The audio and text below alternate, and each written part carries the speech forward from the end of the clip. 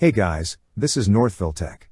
In this video, we're going to learn how to unsubscribe from Haan emails. If you don't have a Haan account, we will put a link in the description below for you to sign up. But if you already have an account, just open the website, then click on Join/Sign In. On the pop-up window, sign in with your email and password.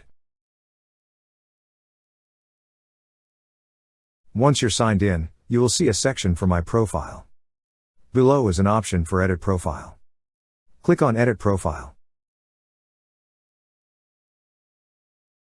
Now on this page, you will see a section for all emails.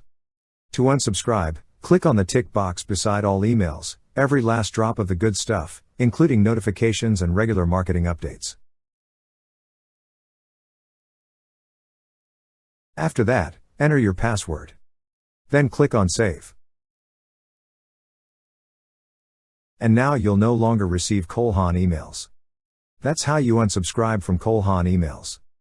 Thank you so much guys for watching, and if you have not yet subscribed to our YouTube channel, please subscribe to our YouTube channel as we create tech videos almost every day. Also, check out our website northvilletech.com for great tech articles, and our recommended resources in the description below for various sign-up bonuses.